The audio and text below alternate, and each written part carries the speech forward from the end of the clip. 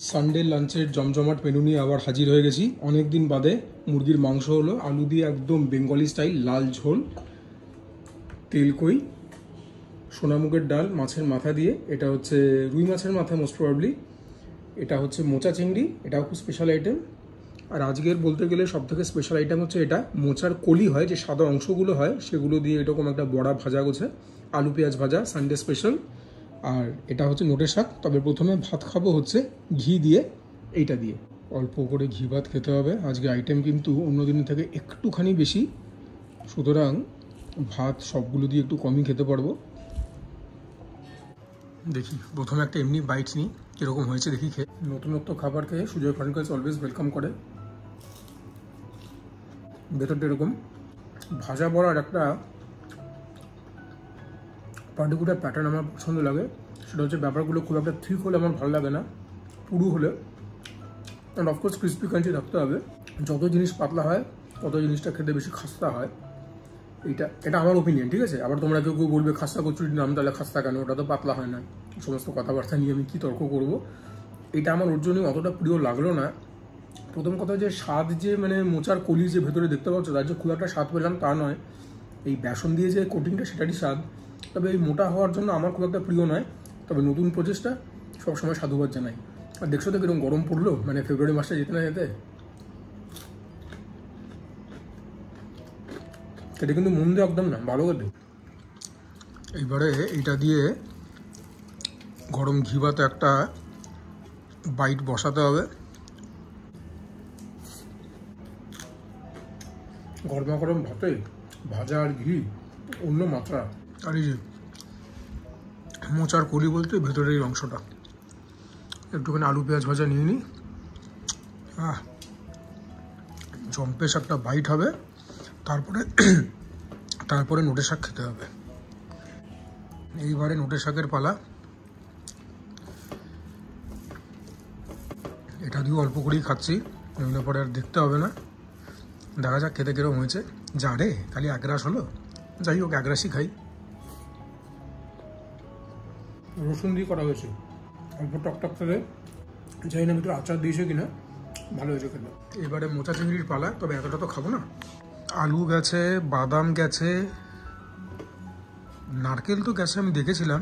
চিংড়ি মাছ তো অফকোর্স, নইলে মোচা চিংড়ির নাম কেন। নারকেল কি গেছে কে জানে, নারকেল তো দেখতে পাচ্ছি না। দেখি, নারকেল কিন্তু মোচার মধ্যে যায়। আলুটাকেও চটকে নিয়েছি, দেখি খেতে কিরম হয়েছে। আশা করি ভালোই হবে। আমি একটুখানি মিষ্টি মিষ্টি খেতে পছন্দ করি। বাদাম ফাদাম দিয়ে একটা জমকালো বাইট।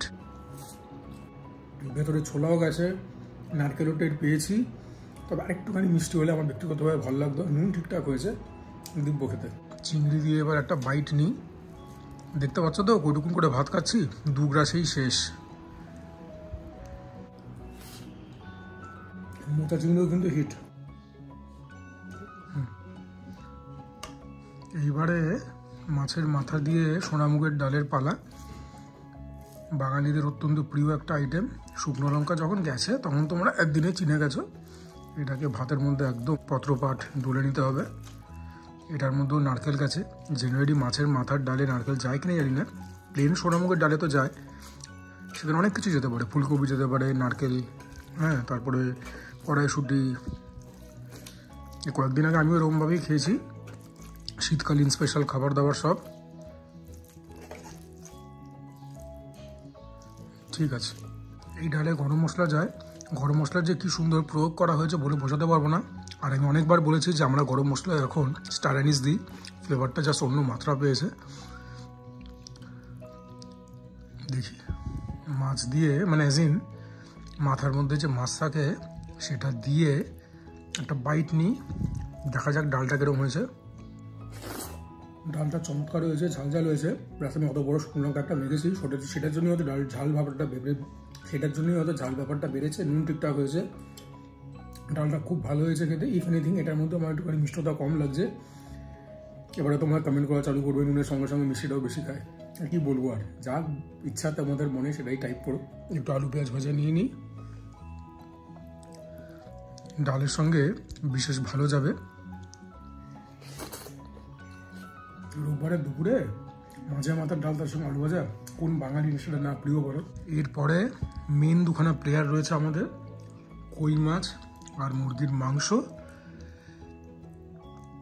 আগে ডালটাকে শেষ করি,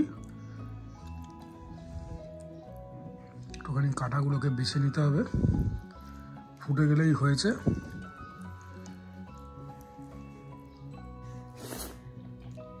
ডালটা কিন্তু খুব ভালো হয়েছে, এত ভালো খাবার খেতে দিচ্ছেন, ঈশ্বরকে ধন্যবাদ, ব্যাপক হয়েছে।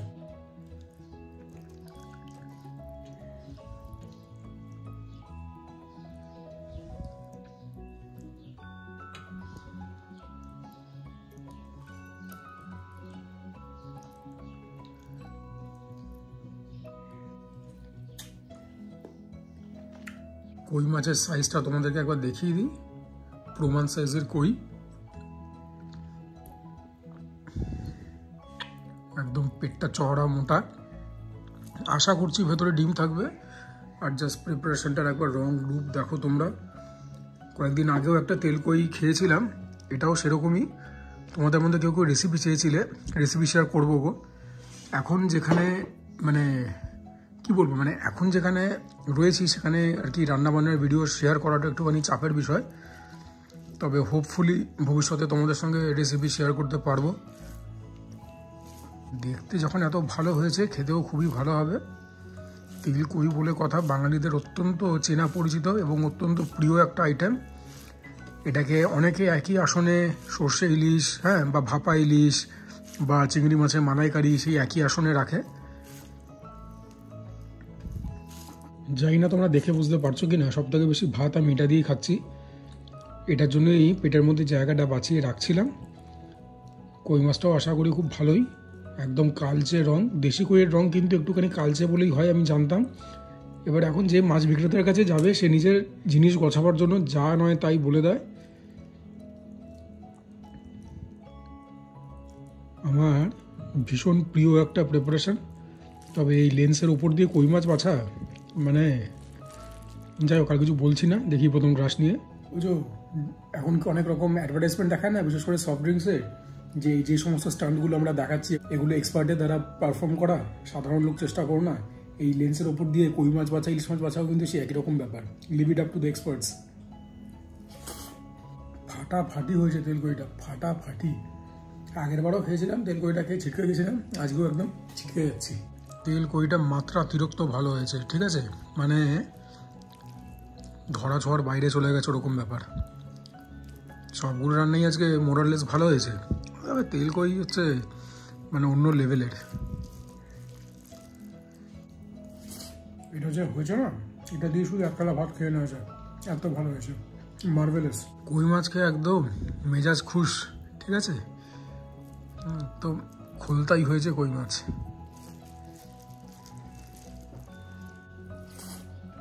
এটার পরে কতটা মুরগি দিয়ে খেতে পারবো হয়তো আমি জানি না, দেখাবো যখন দেখিয়েছি সামনে, নিশ্চয়ই খেয়ে বলবো কিরকম। তবে আই ডোন্ট কেয়ার যদি মুরগি দিয়ে নাও খেতে পারি, এটা এত ভালো হয়েছে। আরও বলো তো কি, বাইরে তো বেশ অনেকখানি খাওয়া দাওয়া হয়, সেখানে মাটন চিকেন পাতে চলে এলেও মাঝে মধ্যে চিংড়ি ভেটকি, অন্য মাছ তো আসে না, ওর জন্য মাছের প্রতি একটা দুর্বলতা তৈরি হয়েছে, ঠিক আছে, এটা তো অস্বীকার করার কোনো জায়গা নেই। সেটা যদি আবার কই মাছ হয় আর তার প্রিপারেশন যদি এত ভালো হয় তেল কইটা, কোনো কথাই নেই। কথা দিয়ে তো আছে মাছে ভাতে বাঙালি।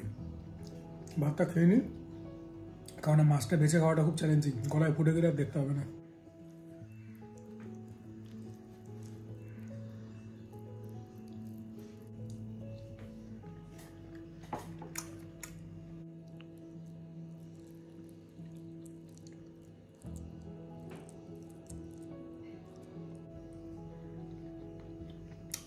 আমি আর এখন এত বড় লেগ পিস খেতে পারবো না, ক্ষমা করবে, এটাকে আমি উঠিয়ে রাখছি, রাত্রিবেলা খেয়ে নেবো।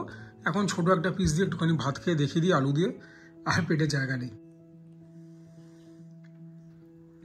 জাম্বো সাইজের আলু, ঝোলের রং দেখতে পেয়ে গেছে, একদম রগরগে লাল। এরকম ছোট পিস দিয়ে এখন খেতে হবে, বড় পিস দিয়ে খাওয়ার মতো আমার আর অ্যাপেটাইট নেই।